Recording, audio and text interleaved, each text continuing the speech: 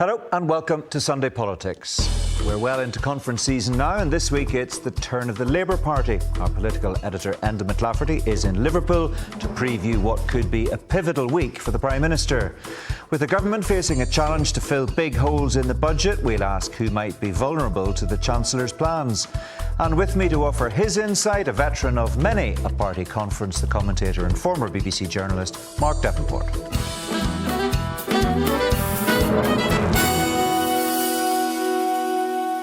Early in the parliamentary term, a whopping majority and heading to a Labour stronghold for the party conference. Everything should be rosy in the garden for Sir Keir Starmer, but that's just not the way politics works these days. This week is a chance for the Prime Minister to regain the narrative and snatch attention away from Nigel Farage and maybe even Andy Burnham. Enda McLafferty's in Liverpool to keep across every twist and turn for us. Enda, plenty to keep you and everyone else there busy for the next 2 or 3 days.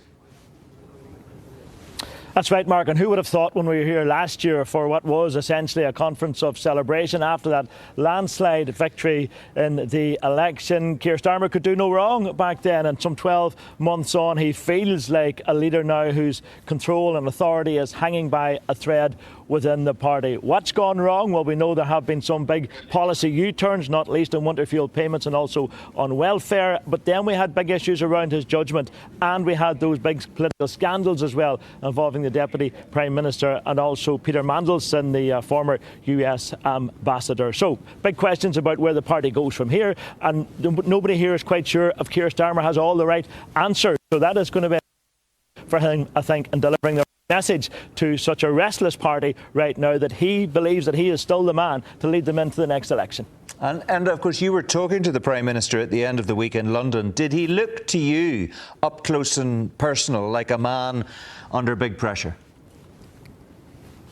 Well, he felt like a Prime Minister frustrated, I think, because perhaps he feels that whatever twist and turn he makes, he gets knocked back, that he can't get control of the narrative, so to speak. And back then, on Thursday, for instance, they were planning a big announcement about some £5 billion spread right across the UK. And in the end, Sir Keir Starmer spent most of those interviews talking about Andy Burnham, of course, and his big open challenge now to Keir Starmer's leadership. So you can see that frustration, I think, is pretty deep-seated within the party. And I think there's also a sense as well that the Starmer brand could well be damaging to the wider Labour Party. And you get that feeling here in Liverpool. A lot of questions being asked about, is he really the man to lead us into the next election? Should we perhaps opt for somebody else before then to ensure that the party can deliver on its many promises? So lots and lots of questions, and we'll see over the course of the next 4 days if Keir Starmer provides many answers.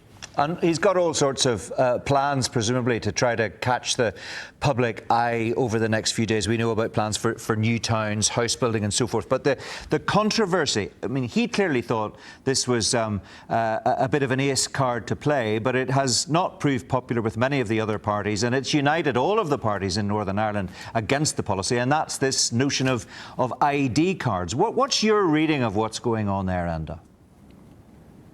Well, there's no doubt about it. Keir Starmer saw this as a weapon in his armoury in terms of fighting back on the immigration front. To bring in the national ID card, that was going to require people coming into Great Britain and Northern Ireland to ensure that they had the right documentation before they could get a job. So it was going to act in some ways as a deterrent. But because Keir Starmer is trying to sell it as that, there's a feeling here it gets knocked back straight away, that it didn't get a fair wind. And that seems to be the mood among the Labour MPs here. Now, of course, it comes with lots of complications. It's been criticised in Scotland as well as Northern Ireland, as you say, has united all the parties because there's that small issue of identity in Northern Ireland, and then there's questions being asked about whether or not it might be treated separately from the rest of the UK. So let's ask somebody now who might provide some clarity around all of this, and that is the Labour MP Adam Yogi, who's a member of the Northern Ireland Affairs Committee and also who's got very strong family links with. Weigh the need, first of all, for these ID cards. Well, we know, Enda, that there's a real challenge with immigration in this country and making sure that we get a real grip of the crisis that the previous government left us. And this is one tool in the really important mission to secure our borders and to make sure we know what's going on when it comes to immigration here. And, you know, I understand the concerns that many people have raised, but I think this is one potential opportunity and avenue that we should very seriously consider to help tackle the crisis that many people are concerned about. Is it properly thought through, though? Because last week we had the Culture Secretary, Lisa Nandy, saying it wasn't going to be mandatory for everybody in the UK. Within a matter of minutes, we get a statement from the government to say it is going to be mandatory for everybody in the UK. There's a feeling that this has all been made up as you go along. Well, I'm not sure that's a fair characterisation. I think the policy decision's been announced. We'll get the full detail as that gets worked through. There'll be opportunity for MPs to feed into that, for those who will be helping deliver that also to shape it. But look, I think the biggest point for me is making sure that we get a real grip of the situation and the crisis that we face. And what we need to do is look at all potential opportunities to do that effectively and properly. And what we can't do is rule things out. Well, you know already the First Minister has described this as an attack on the Good Friday Agreement, because identity is very different in Northern Ireland than it is in other parts of the UK. Does that mean it's going to be treated separately in this, or how it's going to roll out over there? Well, look, I don't believe so, and I'm not sure that the Good Friday Agreement is really important. Of course it is, sacrosanct attempt at bringing the communities together, and we all believe in the power of the Good Friday Agreement and do whatever we can to protect it. The British government, of course, is a guarantor. But do you not get her point? Well, look, I think the biggest thing is making sure that we take and use all the tools we can to tackle the immigration crisis firstly. In relation to Northern Ireland, but that's all very well, but people are already labelling this as a Brit card, and you know that nationalists in Northern Ireland are not going to be happy running around with what they deem a Brit card on their mobile phone. Yeah. Well, it's not a Brit card, it's not going to be called a card, it's digital ID. And if we go back to the COVID pandemic, we all had on our phones our NHS apps which said which we'd had the vaccinations and whether you're allowed to go and do this and do that. And I think as the world becomes ever more interconnected and as we look to make sure that technology plays that full potential that it has and can, this is one avenue to make sure that life can be easier. But is there going to be a workaround for Northern Ireland? Because you know it's a very different place. It is, but it's not going to be called a Bit card, firstly. It won't be a card either. It'll be a digital ID, presumably on So it amounts to the phones. same thing for people. Oh, well, look, the final detail will be rolled out. This is obviously going to be done in a way that carries real respect and weight to people's identity, to people's interests and to people's concerns too. Yeah. And we've had already, as MPs, opportunity to feed in, meet ministers, to share some of the concerns that have been raised with us. And as those details are confirmed... So just to reassure perhaps unionists out there, if Northern Ireland is treated separately from the rest of the UK in terms of the road out of this, people will say that's another example of this Irish sea border in operation. Well, look, let's just see what the final proposals look like. But I think this is a really important opportunity for the whole country to not just see a real attempt at tackling the immigration crisis, but also making sure life can be made a little bit easier for people. Let's talk about the other issue, of course, which unites all the parties in Northern Ireland. That's around legacy. You've come up with your framework now. Some people are asking about a side deal with veterans. Is there going to be a two-tier system here, effectively? What do you say to those victims out there who are unnerved by all of this? Well, look, I think the biggest message is for years, decades, we saw pain and suffering right across the community. People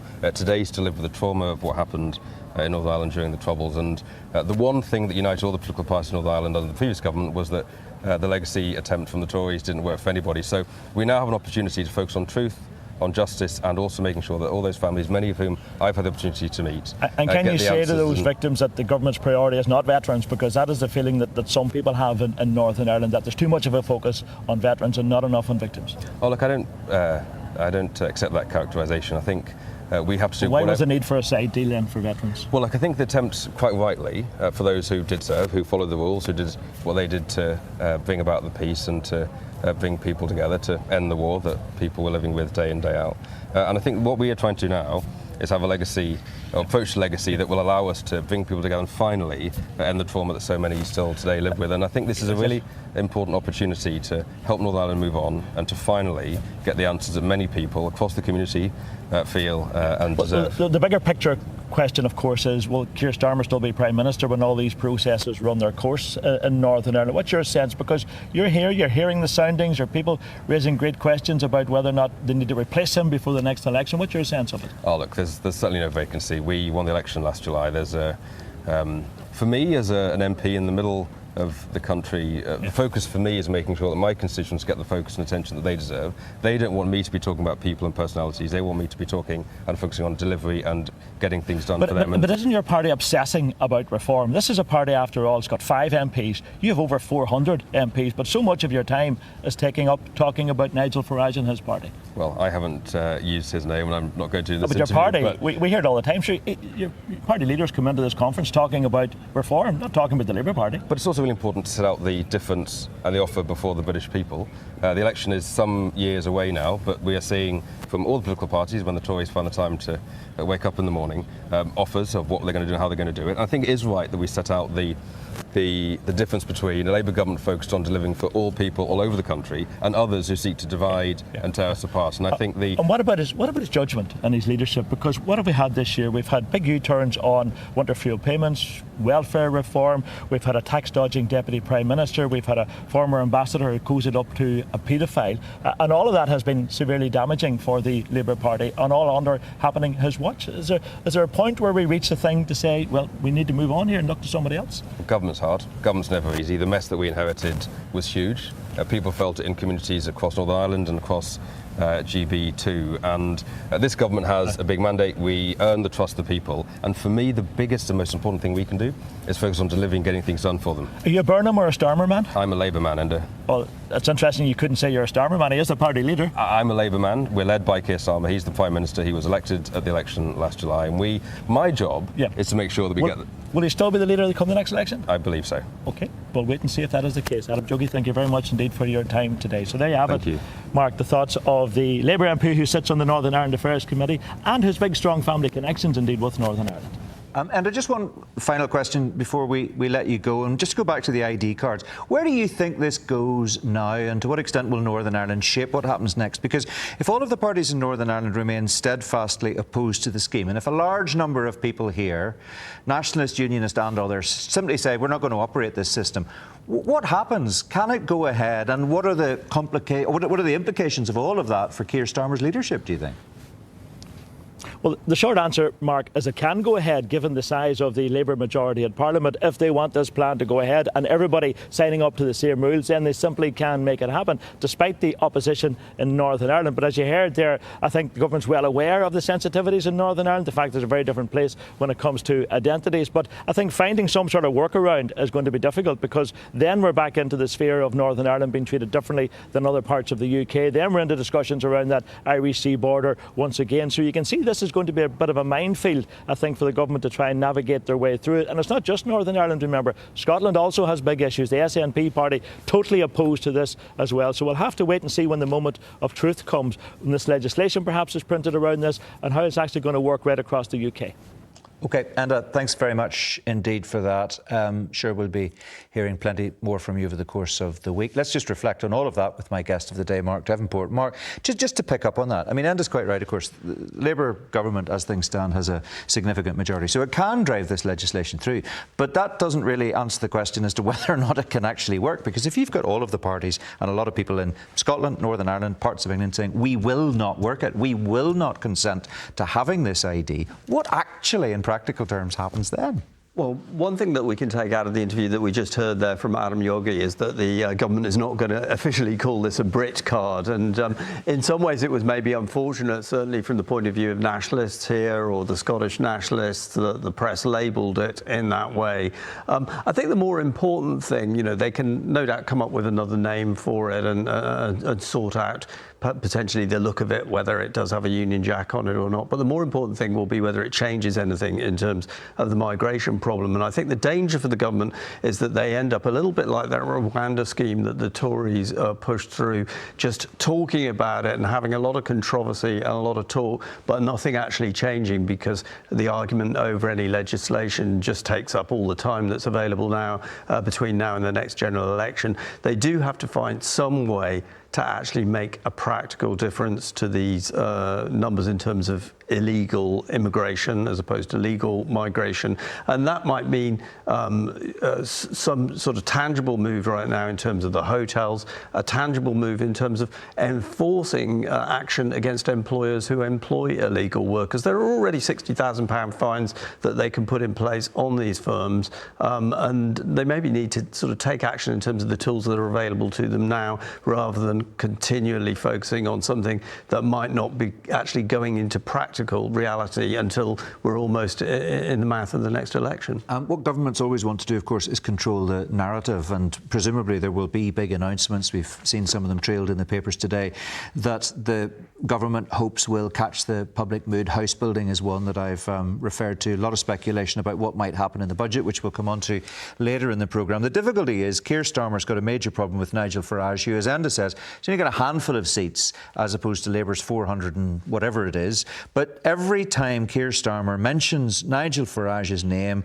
he helps to make him relevant. That's the problem. And I mean, he has obviously decided that he has to say, look, this is going to be a straight battle between Labour and Reform in the future, and take that on, because he can't deny the opinion polls that even though Nigel Farage has so few MPs at the moment, that the latest opinion poll from More in Common is now putting Reform in line to get an overall majority with 373 seats potentially in the Parliament in the future, which is well above the 326 they need.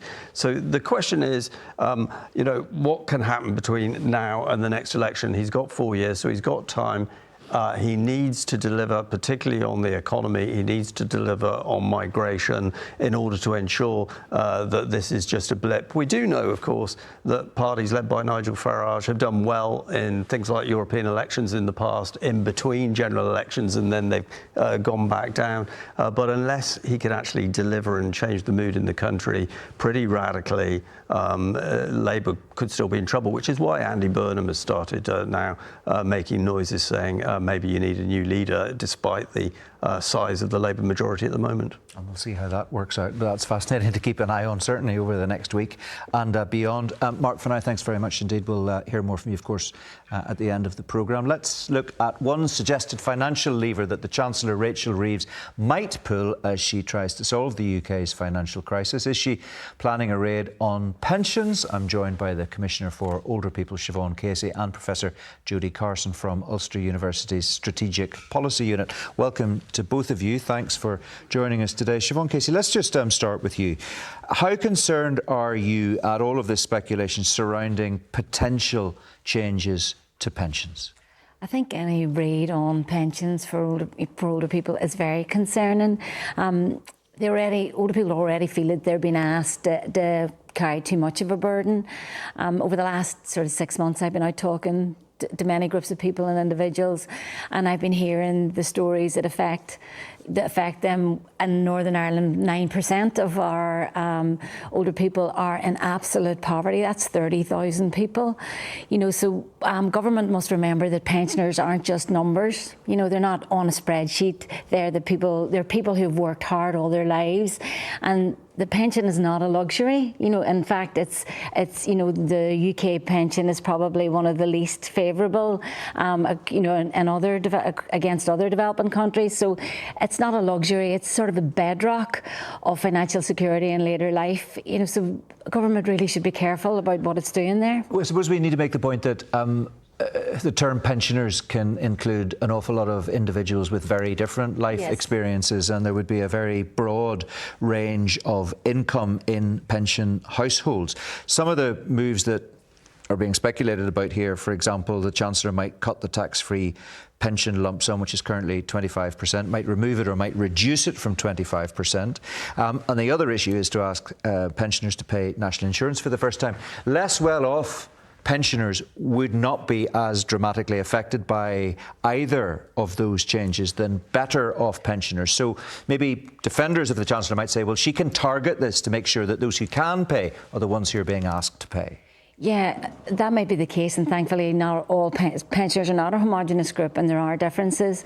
But the facts are that there's 4 out of 10 people here that are solely dependent on pensions, and while it's not being affected now, threats to increase the state pension age and move that closer is going to affect people in their 50s and 60s today that are moving forward.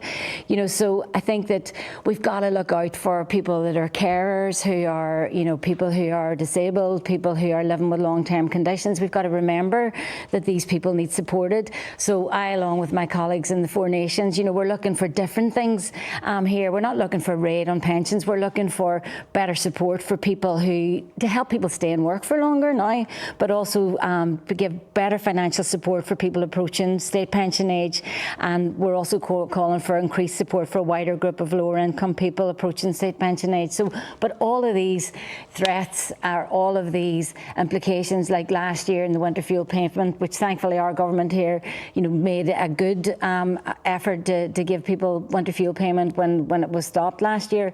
But I think older people are genuinely afraid of the direction that the government is taking and what they're doing in terms of trying to, increase the state pension age. Yeah, you mentioned winter fuel payments there. Just briefly, given that experience of this government, would you say the pensioners you've talked to don't trust the government to make the right decisions from their perspective? Yeah, absolutely. There's a complete U-turn there in terms of the winter fuel payment, but it's the distress that these things cause people, and we are in a situation where there's a cost of living crisis. We know that there's high energy costs at the minute. I'm talking to people in Strabane who are saying to me, what are we doing about health inequalities here? And, it's small things like older people are now being expected, because they're living with long-term conditions, because they might have higher care and responsibilities, or indeed looking after their grandchildren.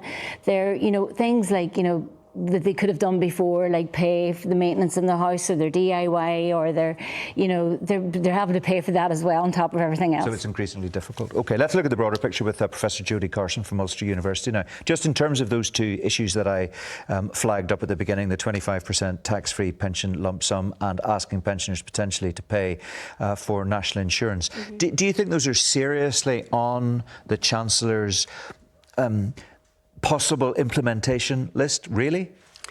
Well, she clearly has to do something. I think she'll be very, very careful about hinting at anything to do with pensions or allowing any leaks around anything to do with pensions, because, of course, people could get ahead of it in advance of budget day. So I don't think we're going to hear too much specific to pensions over the forthcoming weeks. But certainly, I think that the targeted means-tested type dialogue would seem to have some merits. I think, though, it's really important when we're talking about this, when we're talking about our public finances, that we just remind ourselves what brought us here. And the reason we are here is that this is a symptom of a sluggish economy.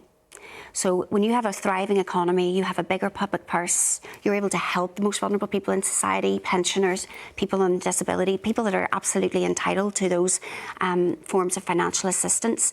So sometimes we tend to disaggregate that debate, and you're either very pro-growth or you're very pro-support. But actually, I think it's really, really important for us to recognise that's what's wrong here, a sluggish economy, and we really need to, the Chancellor needs to focus doggedly on what she needs to do to drive forward economic growth. But that's where she's struggling, of course. And on the issue of pensions, the one thing, if you read the business pages that they point out, is that pensions involve long-term planning. They involve a lifetime of planning for most people. If you just suddenly change the rules, it has a huge impact on people. And actually, you will know very well that the first budget that this government had, we saw a lot of speculation about pensions as well, and we actually saw people withdrawing money from their pension pots because they were worried that the 25% lump sum was going to be changed. It didn't happen, and they made knee-jerk reactions anticipating something which wasn't delivered. That is potentially very, very damaging to people in terms of their future incomes. And the uncertainty that you're referencing has been a persistent feature of this government. And that, I believe, underpins, it's acting as a drag on the economy, because uncertainty is the enemy of growth. It's the opposite of economic confidence. So all that stop-start policy making is really, really detrimental in terms of planning. Yeah. The other thing to say is that pension funds are a huge component of investment in the future and growth. So again, inconsistency in policy making is somewhat detrimental from a medium to longer term perspective. And of course we have a government that is locked into its own self-imposed fiscal rules, and for the Chancellor to start changing those as a knee-jerk reaction to what her own backbench MPs might or might not want her to do can spook the markets. Yes. She has a very challenging role to play, because the markets are watching her very carefully. Gilt yields are high, which means our costs of borrowing money are high, which means there's less money for public services, So she definitely has to be careful. However, that said, I do think there is a credible intellectual argument around more investment, long-term investment that could be treated slightly differently within the fiscal rules to unlock more spending. But it needs to be strategic. It needs to be future orientated. I think part of the problem at the moment is with the populist right, there's a lot of noise and it's crowding out strategic, longer-term thinking. Yeah, I just wanted to go back to Siobhan there on that issue of long-term planning. You've been out, as you've said, talking to a lot of pensioners. Do you think they are concerned about knowing what to do, to try to second-guess what the Chancellor might do? I mean, people who are depending only on the state pension won't be concerned about tax-free lump sums from private pensions. But for those who are, they are obviously trying to do what is in their best long-term interest. And they can make mistakes in the absence of any hard facts. And when they get the hard facts, after the budget, it's too late potentially. Yeah, there is a lot of confusion. I'm speaking to the National Pensioners Association, and they're really making strong calls to have clarity around, about what's happening, so people can plan. I think one of the other groups that I'd like to mention that's been affected by everything is people who have left work during COVID that can't get back to work these days because of maybe ageist attitude within our employers. So I mean, people that are not able to plan or not able to contribute to their pensions, are also going to be affected long term. So clarity is absolutely essential. Yeah, OK. Final thought from you. This is not easy for the Chancellor to fix. The one thing you can't do as Chancellor is magic up growth. No, you can't. But I think the biggest challenge the Chancellor faces is messaging. Consistency of messaging, and the UK needs an aspirational, positive message for growth, because that is what will underpin. It's almost self-perpetuating in many respects. She can make all the fiscal policy decisions of the day, but if uncertainty is prevalent and people are hesitant to spend or invest or hire, that will undermine what she's trying to achieve. OK, really interesting to hear from both of you. Thank you very much indeed. Let's just have a final word with Mark, who's been listening to that. I mean, public finances could be key, of course, to the government's fortunes in the months and years ahead. There is, as we've said, a budget coming in November. The front page headline in the Sunday Telegraph today is an interesting one. Ministers beg Reeves to unleash spending. So it shows you, I think, the sense of the jitters on the party's backbenches, where MPs are concerned that if the Chancellor gets this wrong, there's an implication for MPs retaining their seats in the longer term, but it'll affect voters on the ground. Yeah, well, historically, departmental ministers always want to spend more on their brief in order to deliver more, but it's always the Chancellor who's looking at the overall books, and at the moment, as Jodie was saying there, the overall books are pretty bad,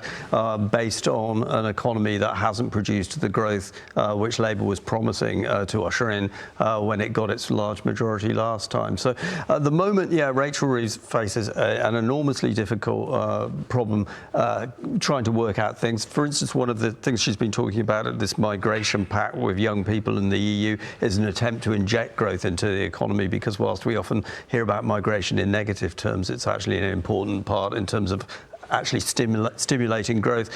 When she touches the pensions, she will have to go very lightly, because politically, historically, elderly people or those due to get their pensions vote rather more assiduously than the younger generations, and so it's a dangerous course of action.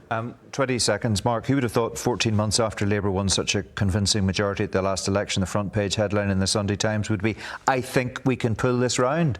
And so he has to try and pull it around. He has to deliver, not so much obsess on the next election as obsess on actually delivering things in the here and now. OK, we will leave it there. Interesting stuff, interesting times. Mark, as ever, thank you very much indeed. That's all we've got time for this morning. I'll be back with The View as usual on Thursday, and between now and then we'll also have another Red Lines, which will drop on Wednesday afternoon on BBC Sounds or wherever you get your podcasts. But for now, from everyone in the team, thanks for watching. Bye-bye.